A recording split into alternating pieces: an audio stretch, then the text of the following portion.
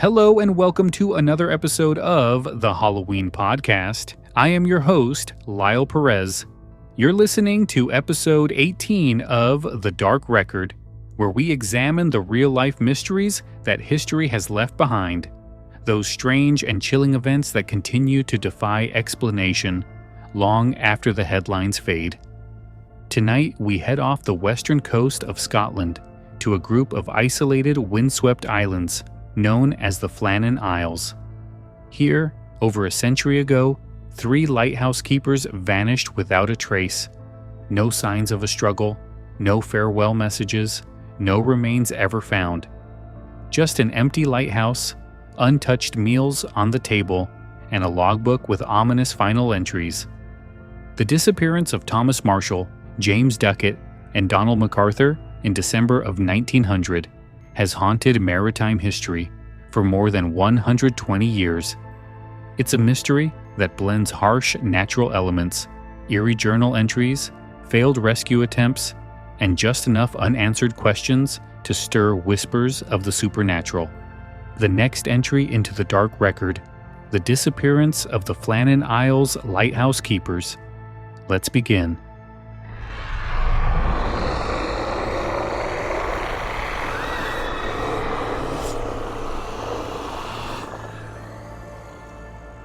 The Flannan Isles sit roughly 20 miles west of the Isle of Lewis, part of the Outer Hebrides in Scotland.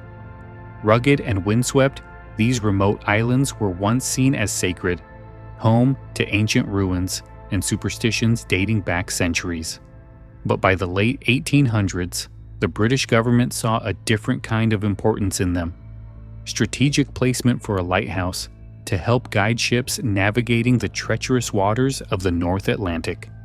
Construction of the Flannan Isles Lighthouse began in 1895 and was completed in 1899. Built atop the largest island, Eilean Mor, the lighthouse stood 75 feet tall, equipped with powerful lenses and fueled by paraffin. Due to the isolation, the lighthouse was staffed by a rotating crew of 3 men at a time, with the 4th man always on shore leave. The shift that began in December 1900 included Principal Keeper James Duckett, Second Assistant Thomas Marshall, and occasional keeper Donald MacArthur, who was filling in for the regular 3rd man on leave. All were seasoned men. Duckett was respected and level-headed. Marshall had been fined earlier that year for damaging equipment during a violent storm, but remained a diligent worker. MacArthur was known to have a bit of a temper, but he was also a decorated mariner and a family man. These were not men prone to drama. Relief was scheduled for December 20th, when a supply boat, the Hesperus, would bring a fresh keeper and provisions. But stormy weather delayed the trip. When the Hesperus finally reached the island on December 26th, what they found sent shivers through the crew. The island was eerily silent. No one met the boat. No crates were unloaded. The flagpole stood bare, and the gate to the compound was closed. It wasn't unheard of for the keepers to be delayed in their duties, but this level of quiet was unusual. As the crew climbed the winding steps to the lighthouse, concern quickly turned to alarm. Inside, they found the clock had stopped. The beds were unmade. The kitchen was tidy, but the last meal appeared untouched, as if someone had laid it out and then left in a hurry. One set of oilskins, a thick waterproof outer garment, was still hanging on its peg, suggesting one of the men had left the lighthouse in nothing but his indoor clothes, which would have been dangerous in that weather. Most unsettling of all was that the lamp, the very beacon of the lighthouse, had not been lit for several days. There was no sign of the men anywhere on the island. A search turned up nothing. No bodies, no signs of struggle, and no damage to the living quarters. The only clue came from the lighthouse's logbook, with entries dated up through December 15th. These final logs described severe storms, damage to equipment, and strange emotional reactions. One entry noted that Marshall was crying, something highly out of character for a seasoned seaman. Another mentioned that MacArthur had been unusually quiet. The last entry, dated December 15th, simply read, "Storm ended, sea calm. God is over all." That would be the final recorded message from any of the three men.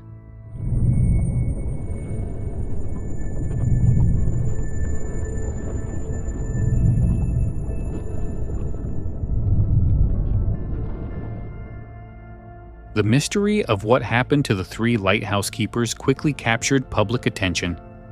The Board of Trade conducted an official investigation, but the final report offered little more than speculation. The prevailing theory was that the men had been swept away by a massive wave while trying to secure equipment during a storm. This theory was supported by signs of storm damage near the west landing platform. Bent iron railings, a displaced supply box, and ropes strewn around the area. But even this explanation left many questions unanswered.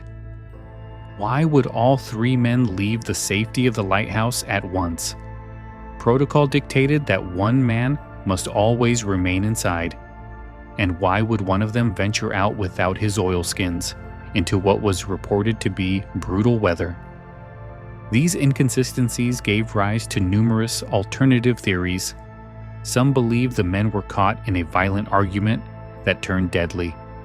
Others suggested a rogue wave hit suddenly, killing one or two of the men and prompting the others to rush out in an attempt to help, only to be taken by the sea themselves. There were also reports from passing ships that the weather around the island wasn't nearly as bad on the days in question as the logs had claimed.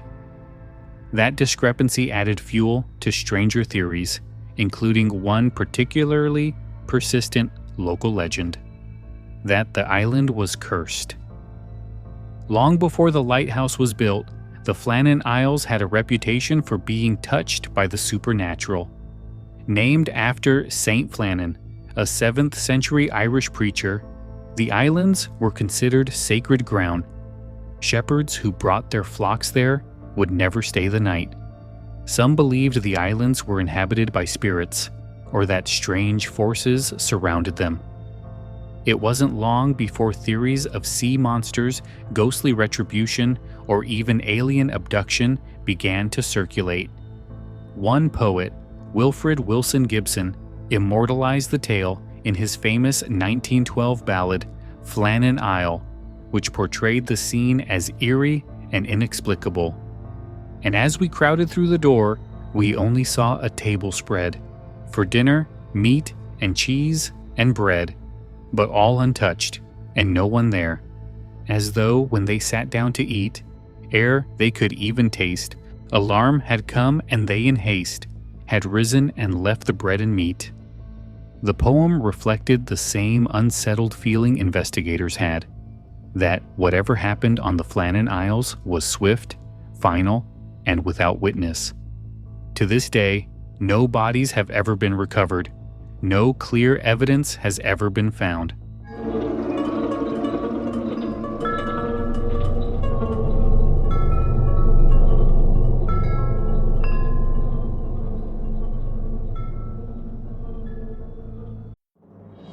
This episode is brought to you by Progressive Insurance.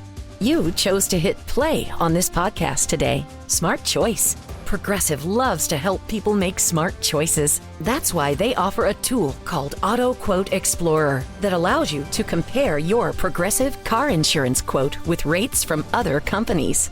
So you save time on the research and can enjoy savings when you choose the best rate for you. Give it a try after this episode at progressive.com. Progressive Casualty Insurance Company and Affiliates. Not available in all states or situations. Prices vary based on how you buy. One of the most haunting aspects of this case lies in the final entries from the Lighthouse logbook. Though the book has been lost over time, early reports claim that the entries described powerful storms, strange behavior from the men, and a growing sense of fear. The most often repeated version goes like this. On December 12th, Thomas Marshall wrote of severe winds, the likes of which I have never seen before in 20 years. He mentioned that the men were praying. A strange note, given that all three were experienced seamen, not easily frightened. On December 13th, James Ducat was reportedly very quiet, and William MacArthur had been crying. The final entry, dated December 15th, simply read, "Storm ended. Sea calm. God is over all." Now, many historians believe these log entries may have been fabricated after the fact, as there's no known source that can verify their authenticity. Yet they've become part of the lore, an eerie hint that something deeply unsettling occurred in the days leading up to the disappearance. The psychological strain of working on a remote, wind-blasted island should also be considered. Isolation, cabin fever, the pressure of responsibility, all could contribute to heightened emotions or irrational decisions.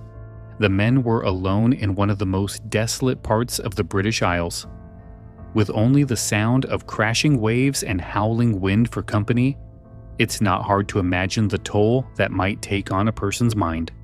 But then again, none of the men had exhibited problems before. Ducat was a steady presence. Marshall had served previous terms without incident. MacArthur, though reportedly hot-tempered, was a seasoned mariner. The idea that all three would abandon protocol, walk into a storm, and vanish without a trace feels too abrupt, too unlikely, and that's why this story lingers.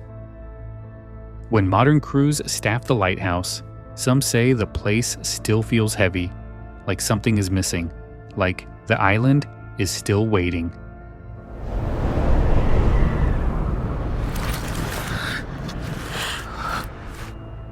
Over the years, many theories have emerged to explain the men's disappearance. Some grounded in logic, others drifting into the strange and supernatural. One of the more practical explanations is that a storm swept them away. The western landing on Island Moor is notoriously treacherous. It's a steep rock face, constantly battered by waves, and maintenance work was often needed on the crane and mooring equipment. If the men were attempting to secure or retrieve supplies during high seas, a large wave could have easily pulled one of them into the ocean. The theory goes that one man may have gotten into trouble, prompting the others to rush to his aid. That might explain why all three were missing, especially if they ignored safety protocol and left without their oilskins. But this raises its own questions. Why would all three leave at once? Why not one stay behind as required? Another idea is that a sudden rockfall or landslide dragged them into the sea. The western edge of the island is unstable, and erosion could have caused part of the cliff to give way. But this wouldn't explain the undisturbed appearance of the rest of the station, or the door being closed and the clock stopped. There's also the possibility of foul play. Some have speculated that tensions between the men boiled over. MacArthur, the relief keeper, was rumored to have a violent streak. Did an argument escalate into violence, leading to tragedy? Then there are the more fantastical theories: abduction by foreign spies, attack by a sea serpent, or even alien intervention. The remoteness of the Flannan Isles has helped those theories gain traction, especially among those who feel the mundane explanations don't quite satisfy. One of the strangest ideas comes from Celtic folklore.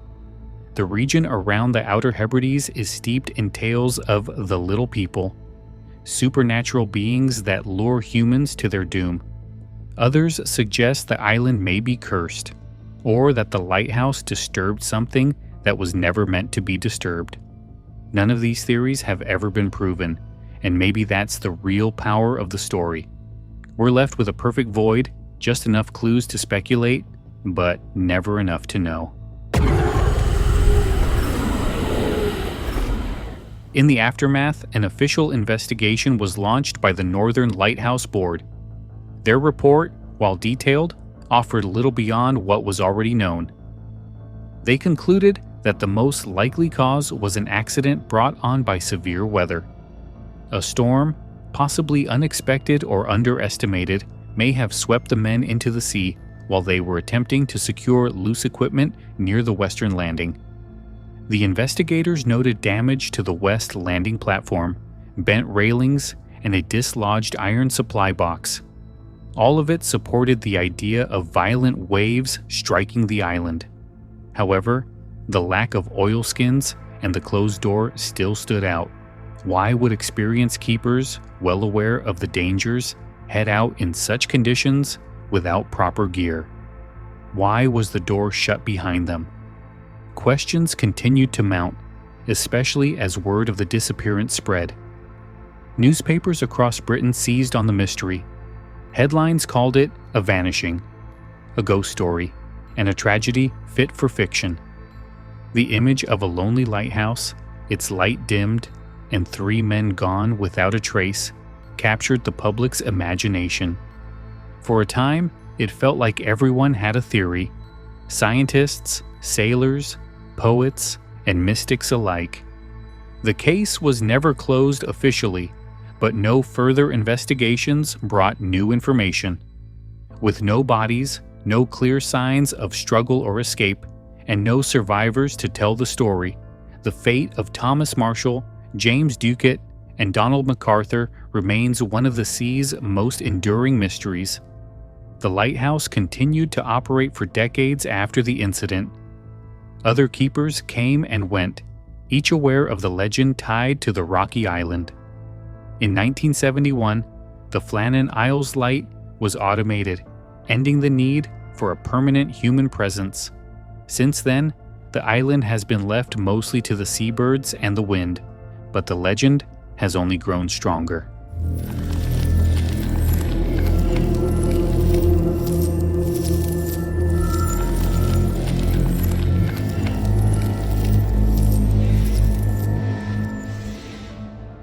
Over the years, many theories have been offered to explain the mystery. Some are grounded in logic, while others drift into the surreal. One of the earliest theories was the freak wave explanation. Proponents suggest that a massive rogue wave struck the western landing, washing all 3 men into the sea. Given the damage found and the steep drops around the landing, it's plausible. But it doesn't explain why all 3 men were outside together, nor why one would leave without a coat in brutal weather. Another theory is internal conflict. Maybe there was a fight, tensions run high during isolation, and perhaps an argument escalated. One keeper falls to his death, the others go after him, or possibly flee the scene in a panic, only to meet their own ends. But this leaves no real physical evidence behind, and nothing in the men's histories suggested violence or friction. Some have speculated that the men were swept away one by one. One ventures out to secure gear. He's gone too long. A second goes to check on him, then the third. But again, this doesn't quite align with the habits of trained keepers, especially those who knew the dangers of the sea and would never leave the station unattended. Then there are the supernatural explanations. The Flannan Isles were long considered strange, even cursed, before the lighthouse was ever built. The name itself is tied to Saint Flannan, a 7th century Irish figure shrouded in spiritual mystery. Locals spoke of strange lights seen on the island, eerie voices in the wind, and the feeling of being watched. In some folklore, the islands were considered sacred or forbidden. It's no surprise then that theories of sea monsters, ghostly forces, or even abduction by otherworldly beings found fertile ground. Poet Wilfred Wilson Gibson captured the popular imagination in his 1912 work Flannan Isle, describing an eerie and abandoned scene with no clear answer, only absence. His haunting words helped cement the event in folklore. And we seemed to stand for an endless while, though still no word was said. 3 men alive on Flannan Isle who thought on 3 men dead. Even in recent years, the mystery has remained in the public eye. It has inspired films, books, and documentaries, and despite scientific scrutiny, something about it refuses to settle. Maybe it's because the setting itself feels unreal. An isolated tower, storm-lashed and wind-blasted, perched on the edge of nowhere. And maybe it's because all 3 men truly disappeared. No bodies, no final messages, just an empty tower, a meal left unfinished, and a beacon that waited too long to speak up.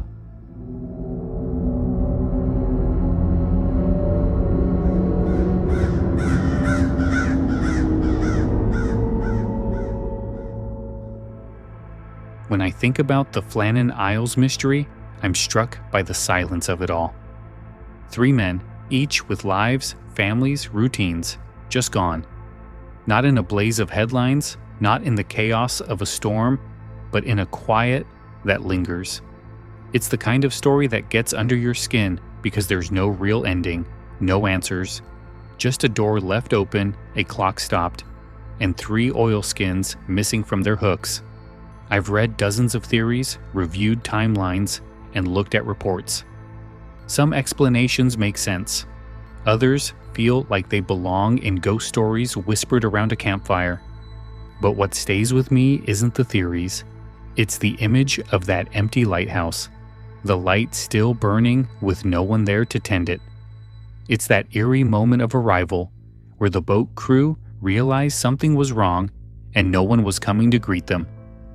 Stories like this are why I created The Dark Record, not just to chase the scary or strange, but to remember the quiet mysteries that history leaves behind. The ones that don't scream, but whisper. Because sometimes it's those whispers that keep us up at night. That brings us to the end of episode 18 of The Dark Record. We've explored the lonely cliffs of the Flannan Isles and the chilling disappearance of 3 lighthouse keepers whose fate remains one of the sea's most enduring mysteries. No bodies, no struggle, just an empty tower and the echo of unanswered questions, remembered, retold, and now added to the record. Next time we turn to the airwaves. In 1987, a bizarre signal hijacking interrupted live television in Chicago. The intruder wore a max headroom mask. The footage was unsettling, the motive unclear, and the culprit was never caught. It's one of the strangest unsolved cybercrimes in broadcast history, and we're going to trace every signal glitch we can. Until then, I'm Lyle Perez, and this has been the Halloween Podcast, presenting The Dark Record. If you enjoyed the episode, don't forget to subscribe and leave a review. It helps keep the show alive and weird. You can also explore sources, extras, and more at our Facebook page at facebook.com/The Halloween Podcast or at our website, thehalloweenpodcast.com. Thanks for listening, stay curious, and remember, like the lighthouse on the Flannan Isles, some mysteries keep shining long after those who tended them are gone. Have a good night.